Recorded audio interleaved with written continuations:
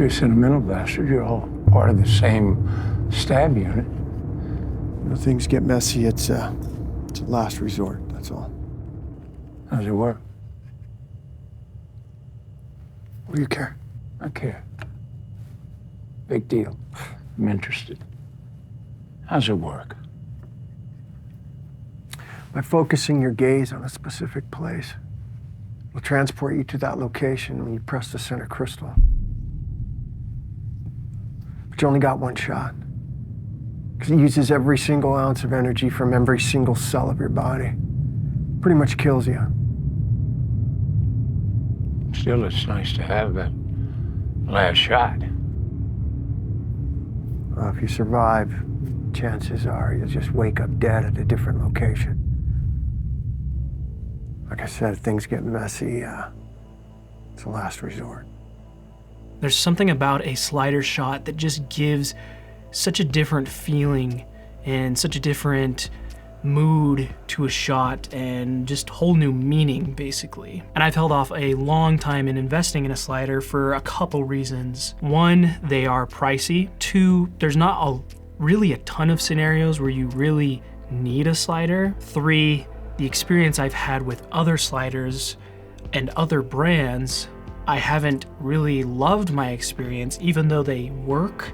And when I'm spending that much money, I want to invest in something that is very reliable and doesn't have quirks that annoy me. And four, a gimbal does pretty much 90% of the things that you can do on a slider, but that extra 10% that a slider can do can really enhance shots and can provide a lot of convenience depending on what kind of a shot you're trying to get. Now, full disclosure, Zeapon did send me this slider in exchange for me to make a review, and they've been very patient in me making my review. It's been a long time that they've sent this, and I just haven't had time to make the review. But also advantage is that I got to use it longer and figure out some of the quirks and things that I don't like about this slider. There are pros and cons that I'm going to be talking about in this video. My name's Dustin, your video tour guide, and remember to keep your arms and legs inside your chairs at all times. Sit back, relax, and enjoy the video.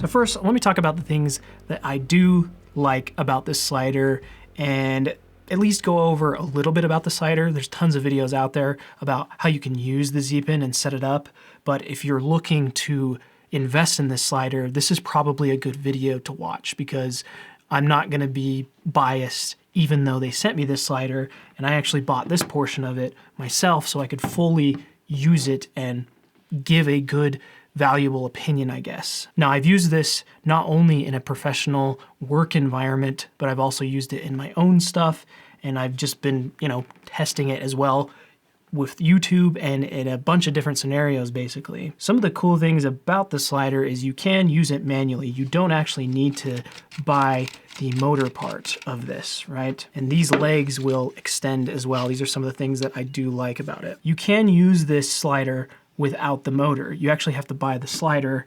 You gotta buy the motor.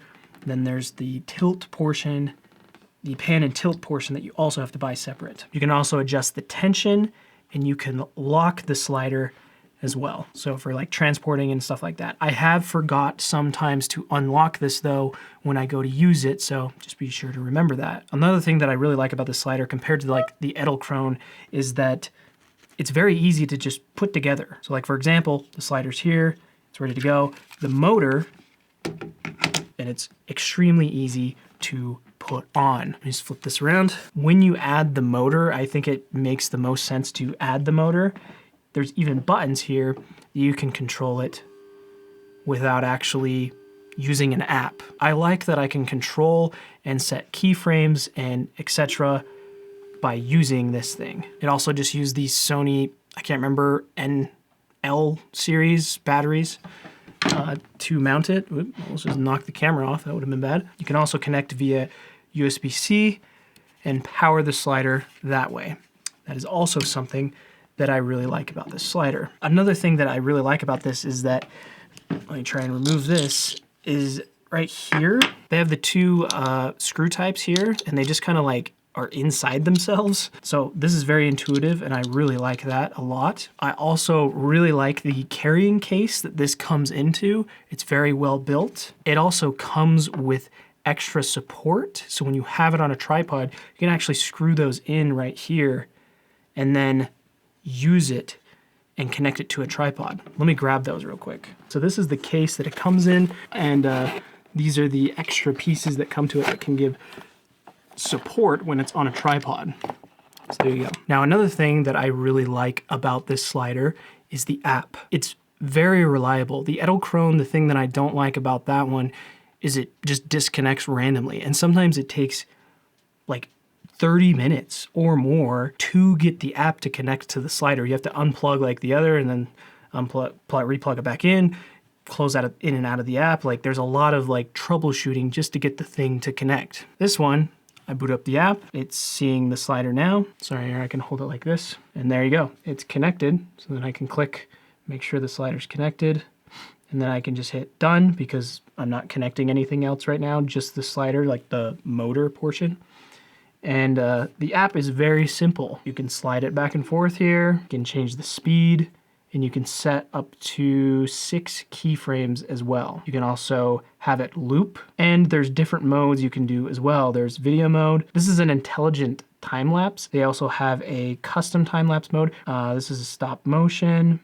There's a panorama mode. A lot of these different modes I haven't used. Matrix mode, I don't even know what that is. The last thing I'll say before I get into the stuff that I don't like about this slider is the price. I think it is a very reasonably priced slider. Now they have a few different versions of this. Some of them are longer and shorter. I think this one is the longest version. This is the Micro 3 E1000. So if you buy this right now, with the motor, it comes with a battery, the supports, and the slider itself. It's $739, which that sounds like a lot, but if you look at prices of other sliders, that is a very reasonable price. I think the Edelkrone can cost upwards of like $2,000 for a similar type of setup. Okay, so let me talk about the things that I don't like about this slider. It is kind of loud. I don't know if you kind of heard that, but it kind of squeals. And so when you're on set, it's something you'll want to account for because yeah, it is kind of loud at full speed. Second thing I don't like is that this is just if you buy more parts of the slider, and it's a little thing, not a big deal. But when I want to transport this, yes, the case is really nice, but then this comes in a separate case. And so there's just like a lot of cases as you start adding more to the slider that you need to take with you. Easy solution, you just put both of them in its own bag, but you know, I wish you could buy it all together essentially, so then it could all sit in one case. Another thing I don't really like is just the app is simple. I wish there was a bit more customization, specifically when I set keyframes. I can't actually move this when the motor is connected, like into a place. Whereas on the Edelkrone, you can actually move the slider exactly where you want it to be, and then set a keyframe, move it, set a keyframe, and then you can hit play and it'll do it. This one, as far as I know, you can't. Like, I'm pushing that to try and move it, but the motor is like pretty strong, and I don't think you can do that. Yeah, as far as I know, you have to control it with the app when the motor is attached or with these buttons. And it can end up just taking a lot of time to, say, go like this. Okay, let's set a keyframe there.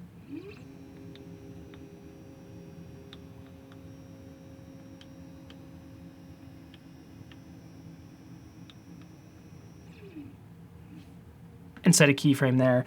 And now I can play it. Another thing too, let's say I delete a keyframe, you have to delete the first keyframe, or sorry, the second keyframe first, and then the other one.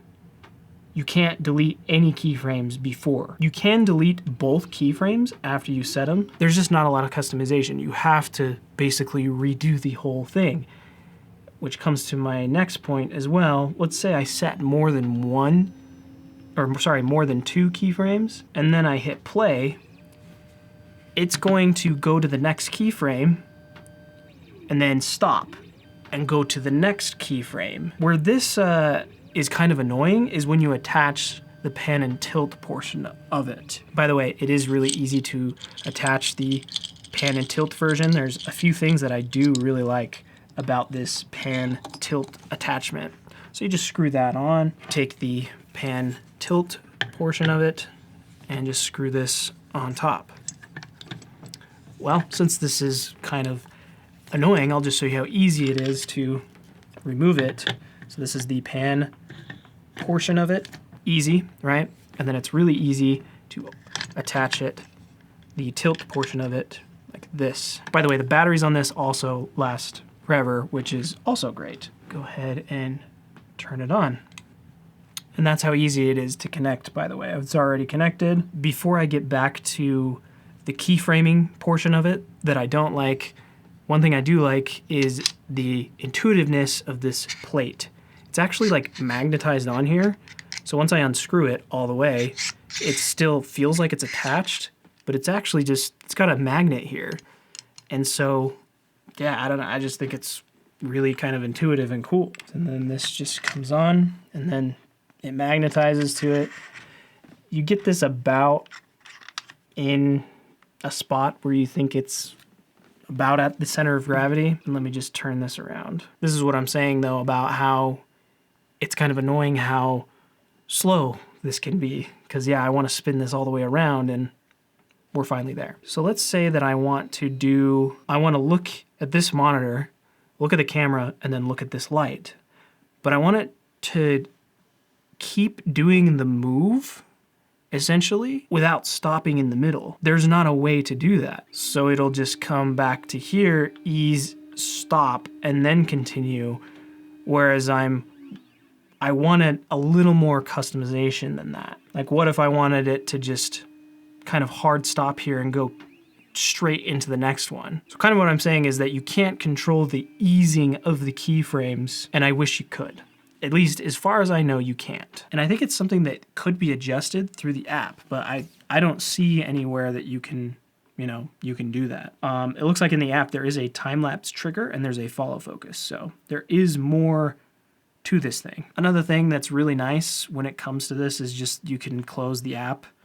Like if you can completely turn off your phone and then go back into your phone, click on the app, it's still synced up. And I can hit play and it works great. So as I was sitting here kind of clicking through this, I just noticed another thing that's kind of annoying now that I've set more keyframes is that when I set these 3 keyframes, I can click between where I want it to start. So right there is the C keyframe, and then here's the A keyframe. But let's say I want to go to the B keyframe. It won't let me, and I don't see why it can't. So I don't know if somebody just needed to like say that, and Zeapon just hasn't really thought about that. Biggest gripe I have is just like not enough customization that I feel like is not too difficult to change on it. And maybe that is coming, or maybe on their more expensive models, I know they have a different model that's probably more geared towards professionals that can do stuff like that, that has that customization. Oh, and it can hold a lot of weight. That shot that you saw at the beginning, I was actually using a much bigger rig and it held it just fine. You can also shoot vertically with it. I've done a few shots like that on the channel as well, and it worked great with no problems or issues. One thing as well that is really nice about a slider that I kind of mentioned, that gimbals can kind of do like 90% of the things that sliders can do. But if you want a very kind of robotic, consistent, not even robotic, but just smooth, consistent, movement, a slider is the way to go, especially though if you're shooting macro. And this is probably the area where I'm most excited to have a slider.